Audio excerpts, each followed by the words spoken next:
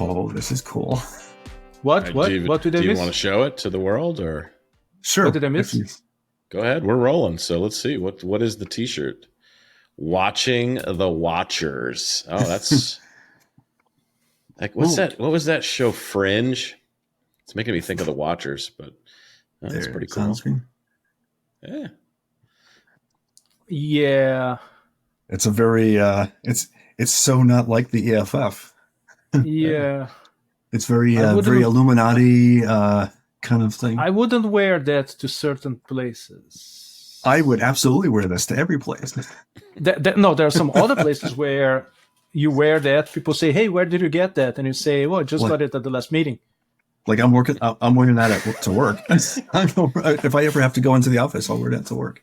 That's right. Matt is all about freedom. He's a big freedom guy. All right, electronic freedom. Electronic freedom. Okay. Freedom. I think you're generally a freedom proponent in life. Generally, other than your dogs, which are not allowed to be free and no, that would be roam the neighborhood. That wouldn't end well. Well, that's for everyone else. Because then I wouldn't be free. Oh wow, that's a real dichotomy there. You would not be free because the dogs would be free. Yeah. All right. Well, on that note, welcome to another episode of the Security Table, where you kind of have joined a conversation in progress, but sometimes that's okay because you're getting a behind-the-scenes view of what happens in the lives of myself, Chris Romeo, Izar Tarandosh, and Matt Coles. So welcome again to the Security Table, where we're going to focus in on artificial intelligence, a topic that is on many people's minds these days. And no, it's not robots. I've wondered sometimes if he is a robot in certain situations. I was like, is this guy a robot? I don't think he's a Terminator because I haven't really seen him like running and turning into metal while running fast or anything. But it's worse. Sometimes I wish I were. I mean, we all sometimes wish we were a robot, but that's a story or an episode for a future season. What is it? Domo arigato, Mr. Roboto. We can't use the whole clip. I don't think that will demonetize, but yeah, that was that's a good song though. I mean, that's 70s, right? 70s, yeah. Late 70s, 80s. Early 80s. Well, late 70s, early 80s, but yeah. No, it's not late 70s. Don't make me that old, please. Oh, I have to look. While we're talking, I go look. I got news for you. No, I'm already looking. Yeah. 70s. 1983. 83. Okay. All right. Well, I was just a tiny baby at that point. Well, maybe not. I wish. There we go. This is called an earwig, which will now be stuck in people that are in Australia and also in the gym at this moment in time. Yes, it's a great gym song. Mm-hmm. Yeah. I don't know. Does that really help you to push more weight up in the air? Yeah, because it gets so PO'd that's in your head. You're just so mad. You're like, put more weight on it. Let me go for a little bit more weight. This is song's driving me batty. Give me more weight. People are listening to this going, what, is this an actual show or are these guys just losing their minds? Did they hit record too early and they don't know that they're on air? Yeah. Listen, it's Friday. We're allowed to lose our minds. That's true. Well, let's get ourselves on. I can't even think of the word. Oh track. my God, we're gonna lose our minds completely here. Yeah, I need to get my inner actor. I have to tap into that now. What's my motivation and my role? Oh, angry security person. Got it. Done that. Yeah.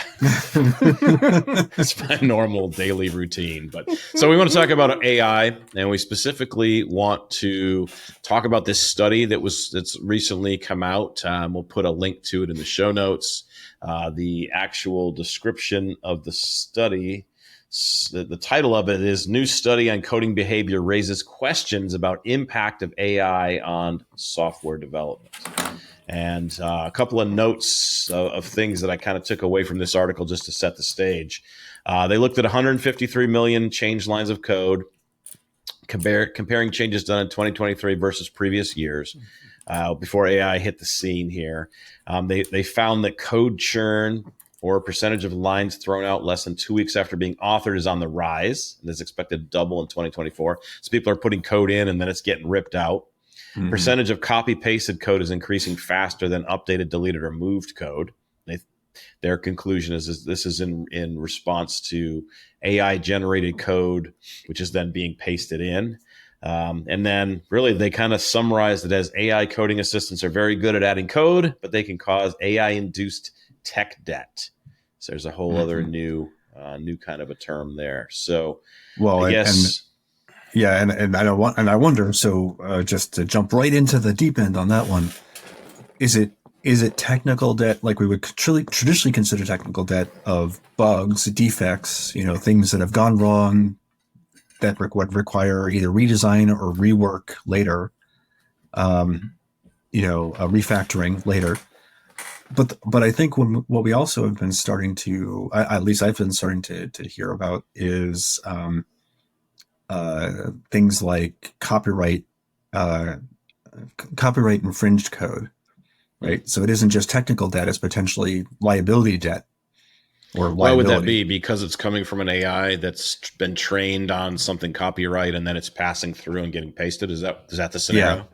Yeah. So I mean, I can imagine. I think if I remember correctly, GitHub, public GitHub sources and or public repositories for source code may have been part of training sets.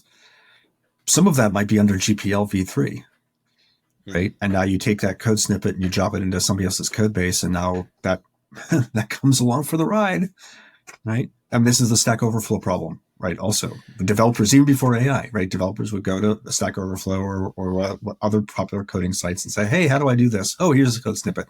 Never mind, there's a license attached to that code." Yeah, and also the fact that code was likely horribly insecure, which is what we think of as the Stack Overflow problem. But then you got to wonder who is training their AIs from Stack Overflow, because find me a bigger, more prevalent database of coding problems and solutions on Earth.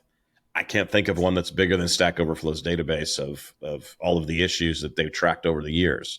But if you're taking that and feeding it into a model and using it as training data, we know from there's been academic studies that have shown this, that they've profiled lots of different issues there. And often one of the least insecure options is the one that gets upvoted the most. And there'll be a secure option down at the bottom that's gotten 3 upvotes, and the insecure easy one has gotten 10,000 upvotes. And so if that's your training set, that could potentially be where are some of these challenges that this other study's finding. So before I put my foot in my mouth, we're talking about code that's AI generated right now, right? Yes. Mm-hmm. Okay. So Stack Overflow, the problem with Stack Overflow is that, as you said, Chris, we get snippets. My problem with AI generated code is that all of a sudden we are getting pages and pages and pages. Big snippets, very big snippets. Big snippets, very big snippets. the biggest snippets ever. And the thing is that in the past few years, I have experienced a number of times developers moving from a monolith to a service-based architecture. And what happens many times is that there are pieces of code that people look at them and say, "I don't understand this because Joe, who wrote it, has not been with the company for a number of years." And when I cross those two streams, what I get is that now we are building from scratch pieces of code that nobody understands because Joe that wrote it is an AI. And is no longer here. and it's no longer here. And if I ask it to do the same thing again and explain to me, it's going to do a completely different piece of code that probably does the same thing, but won't be able to explain that one. So there's a lack of predictability that AI provides, which you're saying is causing a challenge in developing software with AI. Repeatability probably more so than predictability, right? Okay, sure. Repeatability, yeah. I think that it's even worse than that. Remember 10, 20 years ago, the thing with pair programming? I don't think that it got too far, but it was an extreme programming. Yeah, that was an extreme programming method, right? So right, it was a thing for a while. I remember that I went to check out a place in San Francisco, and they had like these long tables and no computers on them, and people were supposed to come and 2 people per laptop and work like that, which is nice. Hey, it's 2 people talking over code, right, and discussing every single line, and right here, right there, give me the mouse, give me the keyboard. No, I'm going to close the thing and drop it in your head. Very interesting debate. But now we are trying to do the same thing with AI co-pilots and whatnots. And how much of a conversation can you have with a thing that's supposed to have all the knowledge ever created about writing lines of code ever? And how good are you when you are talking to this thing, even in natural language? And I'll be the first one to say, sometimes I find it very, very difficult to express to other people in natural language what I want them to do. So to a machine, it's probably even harder.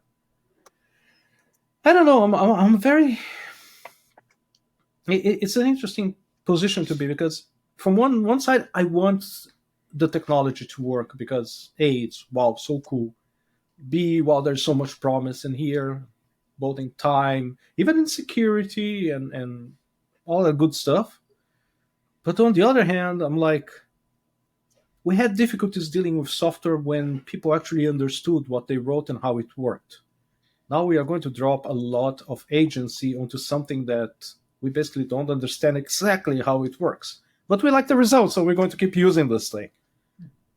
Yeah, actually, the study highlights actually, I think, the points you just raised. So the study calls out specifically copy pasted code being treated as if it was a short-term developer, right? So it's somebody who comes in. We talk about this all the time. The parachute consultant, the consultant who parachutes in, looks at something, goes, "Oh yeah, here's your problem." Drops a block of code and then leaves. The seagull. Right? and then you have to pick up the pieces, because you either have to integrate it and figure out how to make it work, or it's now part of your code base. And then later, when you have to go support it, well, what do? You have to have. Do the developers who are working on the project know what they're supporting at this point? And I think in nowadays, especially, they're going to turn to maybe another AI system to say, summarize this for me, or help me interpret this. So we and could then be we're going to get. No, I was going to say we could be facing a world where, based on what both of you are describing here, software is so complicated that only the AI can parse it and understand what it's doing. And then we get back into that trust problem that we've talked about. It seems like every time we talk about AI, we end up coming back around to the trust issue. And that's really the trust issue. If only the AI can understand the convoluted code. But the counter to that is we always had that. We've always had that time in our career where somebody writes some code and we're like, you look at it and you're like, I don't even know how this compiles. No. That's true. Much that's less true. works. That's true. And but it that's does it, saying. and it does the job, because I know I wrote a piece of code of this in Security Journeys platform many years ago in the beginning. It was an XML parser. It was a disaster. I wrote this thing myself. Well, that was your first mistake right there. Yeah, but I wrote it and it just worked. And the other developers are like, how does that work? I'm like, I don't know how it works. It just I did it and it started working. My problem is not even the complexity; it's the corollary of I don't know how it works, but it works. The next sentence is the one that bothers me. Don't touch it. Because if you touch it, it's probably going to stop working. So don't touch it. We don't know how it works. Go ahead. Yeah. No, you go. Well, I just wanted to jump in with a thought, just a question, sort of a random thought came to head. What's different here? So we expect developers to make mistakes, right? And we expect developers to have certain behaviors, like, oh, I wrote the piece of code. I don't know exactly what happened there. It compiled. Don't touch it. It's fine, right? We expect those behaviors of developers, of humans. We now have humans who are relying on other developers who are not developers, they're AI, or we're relying on AI to do things as developers. But what's different here? Is it because it's an AI system? Is it because of that lack of trust? Is it that lack of predictability or repeatability? These these things that that we don't understand or have questions about. And then I would also tie that to so when we were talking about this episode, getting ready for it, was talking about sort of the introduction of code and then the validation of that code. And so we're sort of at a confluence here where we've not only do we have developers introducing code from other places that are not theirs, AI generated, or we have developers who are not humans, they are AI. But we've also to get to this point, remove the safety nets from the development process, right? We've taken out QA. We've taken out checks and balances in the process, other than code check-in to some sort of analysis tool to a PR, automation. But that's not AI specific, right? We've done that's that. Not AI specific, right? DevOps has done that to everybody, right? Exactly right. But, so we've taken away the safety net and the checks and balances that would allow us to establish trust and assurance. Let's go back to security terms here, right? From whether it's developers or machines introducing code into the code base. And by the way, we're talking about code here, but it could be introducing components. Hey, I'm going to pull component X or Y or Z out of the air and drop it here into this build, right? Or even the components that are used by the build system, right? All of these things are probably in scope for this discussion.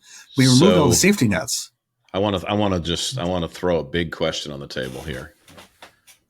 And Izar, did you want to finish a thought on this particular what Matt said? Yeah, no, I want to go in a different direction, but I think I want to throw a big problem on the table. So wait, I just wanted to complete Matt's thought with something that we wrote in the fish book, that developers move at the speed of innovation, but security moves at the speed of caution. And I think that's what we are showing here. They want to run forward as quick as possible, get to the shiny thing in the hands of the consumer as soon as possible. And we are pulling back and pulling back and pulling back. And again, we are not saying don't do it. We are saying do it, but exercise caution. Right. We're sort of like this is a problem. We're the restraint cable on an aircraft carrier. We want the plane to land, but we want it to not fall off the edge in the process. Okay, so that's not a good analogy, because if the cable fails, what you expect to happen is the plane to open the throttles to the afterburner and just keep going out of the other side. I don't think that's what we want. I was going to say it's the parachutes. It's the parachutes on the space shuttle when it lands, but since the space shuttle hasn't been flying recently, that was hard. All right, so anyway. here's my. I want to throw this issue on the table now. That's going to bring together a few things that we talked about. How do guardrails and paved roads differ in an AI developer world, or do they differ? Do we institute different guardrails? Matt kind of started me on this thread with his thought, and then I just started thinking about. I've been thinking about guardrails and paved roads a lot lately. How are they different, or are they different when we have AI software engineers that are not humans?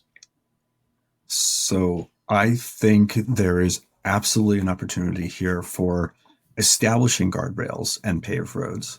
So one of the problems we're talking about is developers who either willfully ignore or don't understand, maybe if they work for a company, that many of the companies will have policies about where you get your information from, or what tools you're using.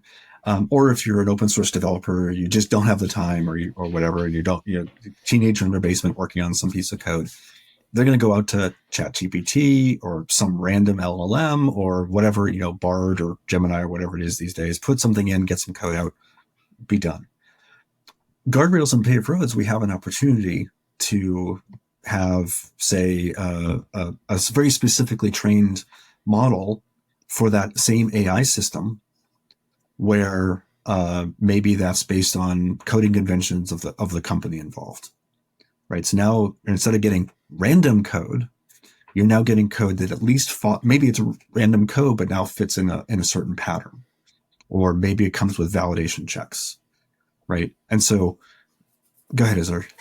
No. You keep going because you're going exactly where I wanted to go.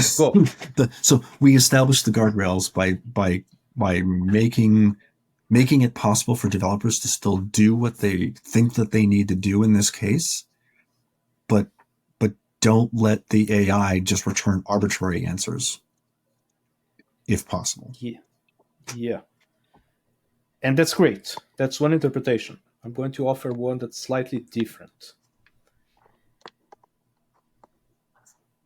One of the big problems that we have with guardrails and paved roads today is verification. We ask people, do it like this, don't do it like that, but we stumble on the verification many times. Now, Matt touched on Sheila's icon too. His clothes looked rumpled. And Rhonda noticed. We're going to have to hang up this call right now because I think the AI has perhaps taken over the world, and I'm slightly afraid. Is it Skynet Day? So this is just mundane Bluetooth problems in a smart speaker that didn't know that it was turned off at the time. Okay, all right, Skynet, stand down. We can continue the episode. Skynet is not in effect. Okay.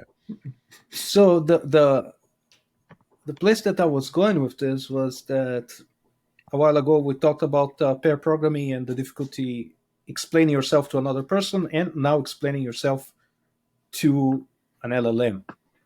So basically, using the right prompt, right? Now, Matt touched on the guardrails existing as part of the model, if I understood you right, or part of the framework that's actually creating the code. And here I'm going to exhibit my proud ignorance of internals of LLMs. And please, if we happen to have any kind of listener out there that knows this, please feel free to correct me. I will welcome that very much. The things that I don't understand, I don't think that the guardrails actually get built at that stage. The guardrails would be built either in form of a prompt that we would give before the prompt, like an internal prompt that happens before the prompt that you actually asked the problem. Mm-hmm. So it's like this preamble to the prompt that becomes part of the prompt. So for every request of writing code, make sure that you don't introduce a buffer overflow. Okay, so that thing exists as a preamble. Pre-prompt. Hold on. Then comes your prompt. You're putting the trust, that you're putting the security control inside of the brain of the LLM. Yes, that's where I'm coming. That's where I'm coming. We would never do that. We would never give the developer in the real world the ability to say, you just write on a piece of paper whether you think you did a good job and it was secure. True. Yes or no. We wouldn't. We would measure it ourselves.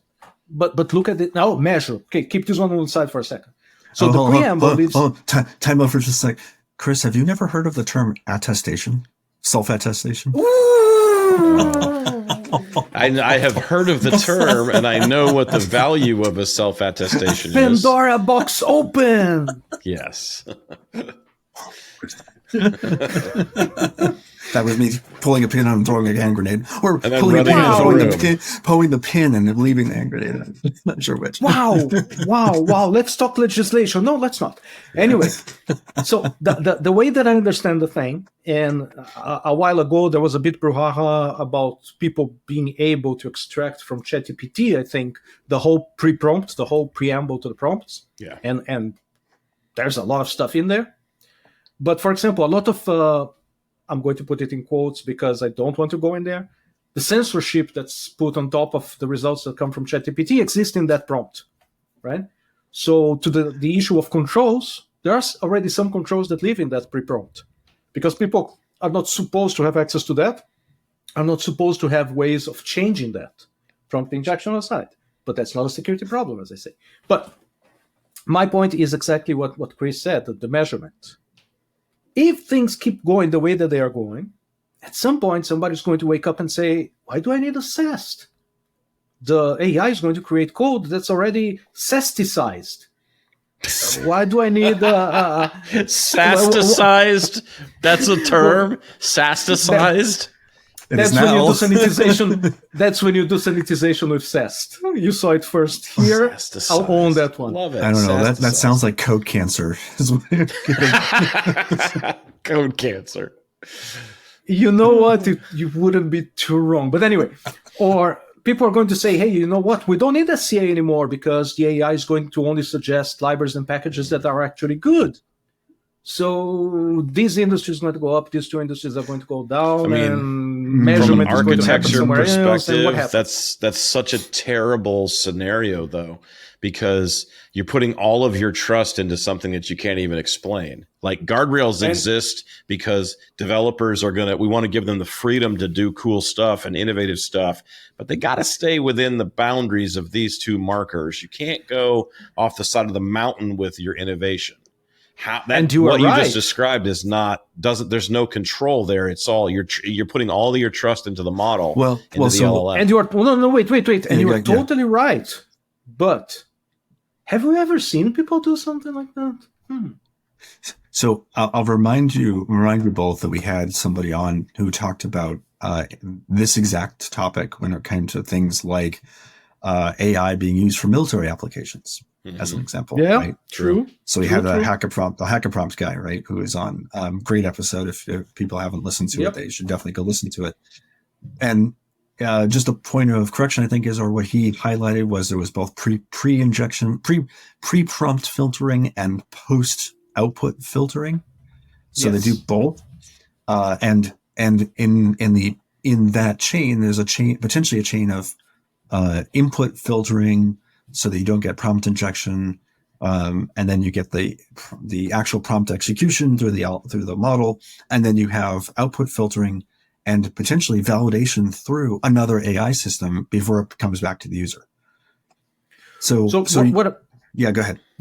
What I'm hearing from you is that in between the prompt and the actual generation of the code that's coming back to me, and then in between that generation and the code that's coming back to me, there's a number of different filters that I basically have no control. There might be. No control. Well, then maybe that's the guardrail, though, right? So the or the paved road. So it's a good and but a bad. it can't exist in the same.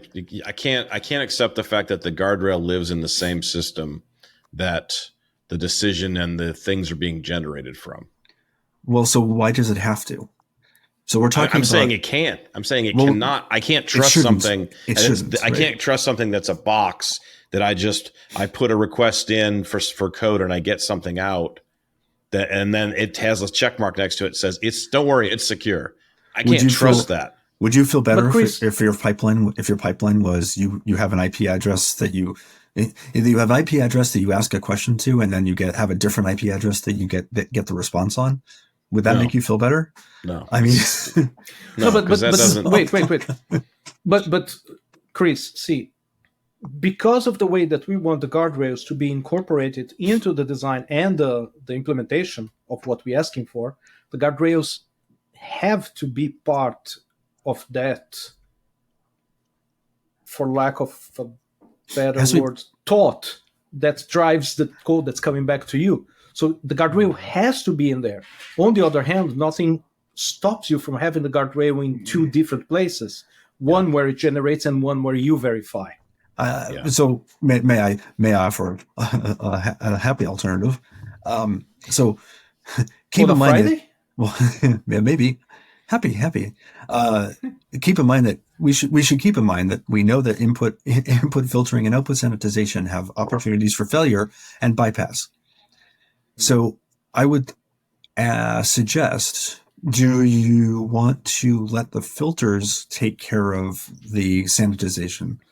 Or do you, so for instance, let's use a good example here. Do you want the filters, the input filters and the output sanitization to help change, make sure that a developer can't introduce malware, ransomware into their code, or some sort of crypto miner into their code? Or would you rather have the LLM not know what crypto mining is in the first place? So if you have to whitelist or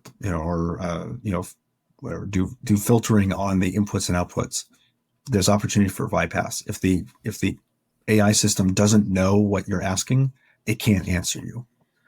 And sure. so I'm talking about I don't care if the AI system improves upon the work product.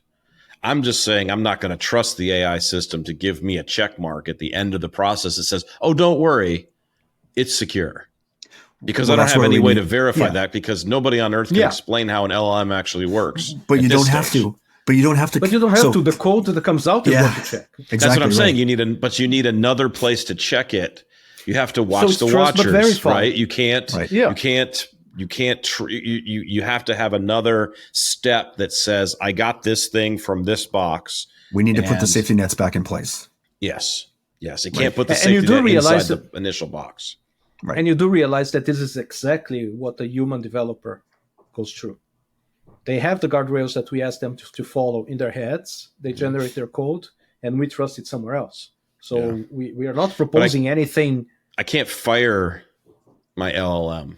Sure I you can't can. sue Oh, you can? my. I can't. You I sure can't you take can? my LLM to court. You can plug it. That I unplug don't it. know.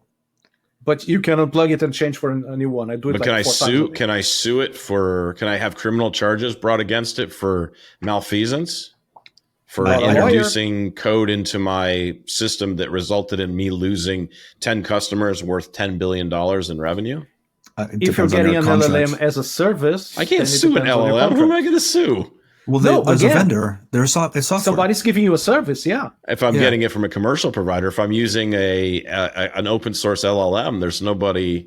Yeah, so It's not a person. I can't go it's as after is. that. It's used as is. The licensing terms usually are, use it at your own risk. That's why. But I'm Can you pointing sue- out one of the differences between a human being and an agent is I can Oh, bring up criminal charges against a human being who does something on purpose to maliciously what if damage you my use company. Can you What if sue you- one of your developers? Of course I can. If I needed to. Not, I mean, if it was an issue that, let me give you, I mean, not if they made a bug. If they introduced a SQL injection, of course not. But if they were working with a nation state, an outside Knowingly. nation state, and knowingly injected a piece of malware into my product as an insider threat type of risk scenario. So That- the LLM that you want to sue, does it knowingly do it? Well, that's hard to know.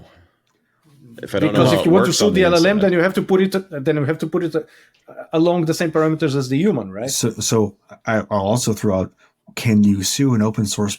Can you sue an open source project if you take code that's under the MIT or BSD2 clause license? I don't think so, because Hopefully you're giving away you're indemnifying them as a component of the license. That's right. And so if they delivered crypto mining software and you consumed it, it's your fault. You didn't Correct. do proper validation. Yes, correct. So if you're talking, because now you're talking liability, right? And liability is a big topic on its own. That's where I always land. It's always about liability with me. Why is that? Why is it the corporate leaders are always thinking about liability? That's right. Jeez. All right. Well, we got a couple more. We got a couple more minutes. I want to throw out another mind-bending question. I do actually want to throw out one other mind-bending question, actually along the same lines. You go first, then. You go first. Yeah, really quickly. So we've been talking about inputs and outputs. I want to throw out the AI concept here that not only is it input and output, and the developer can take that code and use it, but that developer probably is getting prompted on the output side of, oh, you don't like answer 1? Here's answers 2, 3, and 4. Which one do you think is best? Right? And that provides a couple things. It provides alternative code. So now we have potentially multiple choices of code that could have been introduced, and which one did they choose? Which ones do they have options? You don't see all the options when the code is checked in and validated at the build time. So there's that interesting aspect, as well as that becomes training data for the data set of who chooses what. We talked about this with the HackerProp guys. Human augmented training, human augmented, but also human augmented AI. It's not, in that case, it's not the LLM giving you the final answer. It's a human, which is really where I think AI has the most benefit in the next 5 years, is by making me a better security person, making you a better developer. If I make you a 20% better developer, that's a good proposition. Now, would it be interesting if you take those three or four answers that come back from from AI version AI 1, and you pass it to AI 2, it says which one of these is more secure? Help me understand that. For me, no, because what I need what we need to achieve as an industry for me to be happy with these systems talking to each other is some way, how do we measure trust in this, from this solution that I'm getting? How do you measure How do you trust measure today? trust with people? It's the exact same problem. I mean, it's a good question. I mean, when I hire somebody, I do a background check. I ask for references. I build a body of experience or knowledge about that particular individual, that if you like, and if I find out, oh, you guys knew this person, and I ask you, and you guys are, and you don't vouch for them, that would tell me I trust you guys. So there's an inherent trust in the network effect that I don't have any trust in a model today. If you tell me the model is going to generate code for me, and I ask you, how can I measure, how can I gain it? How can I answer the question of, do I trust it or not? I don't think there's a way to do that today. So I'm going to offer something that I think that we have explored in previous episodes. We should be treating AI and LLMs as a junior programmer and putting exactly the same apparatus that we have to build this trust on top of it. We should actively fight. Give me your take on how you work with a junior. Like, what are you saying? Like, what are the constraints you would put on a junior human developer? Before going there, we should actively fight this tendency that we seem to have to think that only because the code comes from an AI, it's better code, and the AI is a god coder. Yeah. We are all very lucky to know people who we could classify as god coders. Yeah. And their code is nothing like what I see coming from AIs. Yeah, but and that to answer your circles question, back to the trust. But yeah, so what does a junior developer give me though? Like, what are my constraints I put on a junior developer that we could then apply to an AI agent? Everything that we ask on the SDLC, we should be asking from code coming from an AI without jumping any hoops, without giving it any passes just because it's from the AI. Okay, so SAST, right? SAST, SCA, all the safety nets. SASTicize that thing. All the safety net that we talked about earlier that we've been eliminating in the we're gonna SASTicize it. We're gonna scaticize it for SCA. We're not going to dasticize it if we can. Not going to dasticize it because we've already talked about that ad nauseum.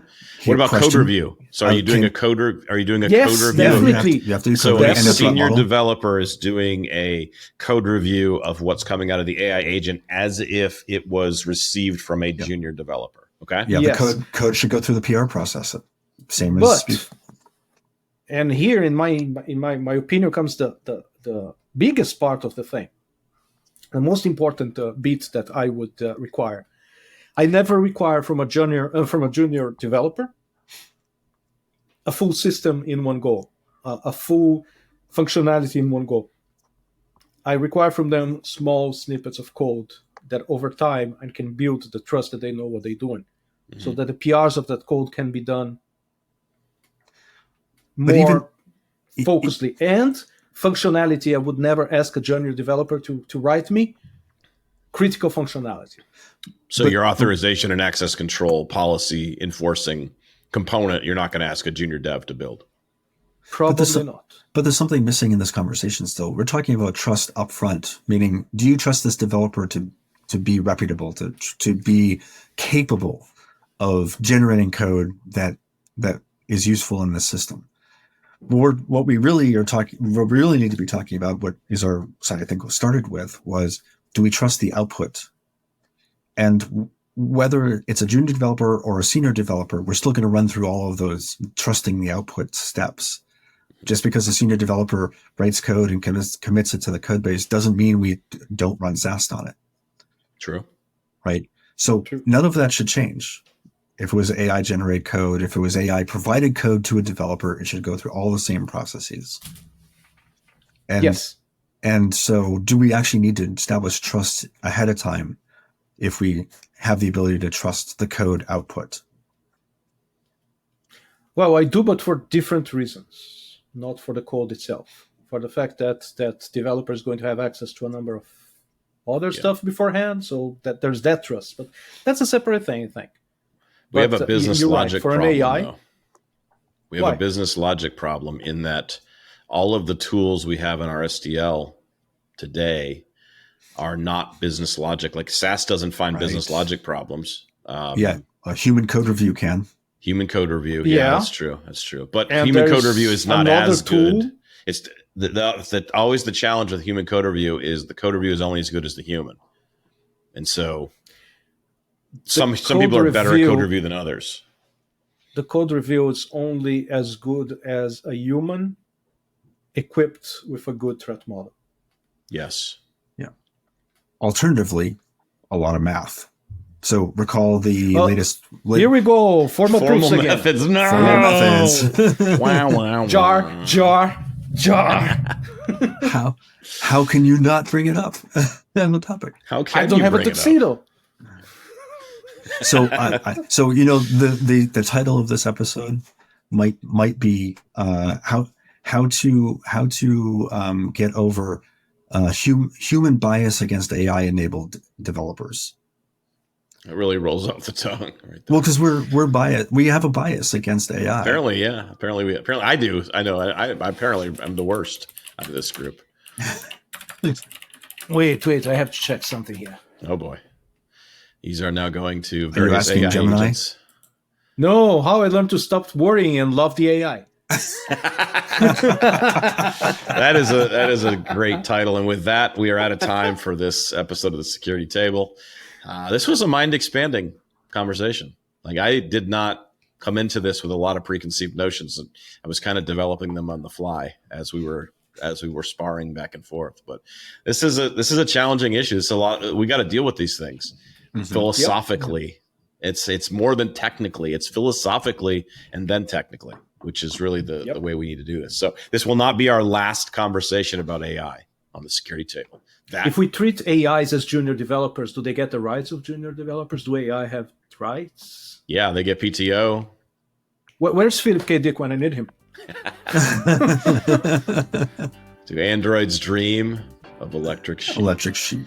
With that, we'll leave you at the end of this episode. Thanks for tuning in to Security Table, and we'll be back in the future to talk more about AI.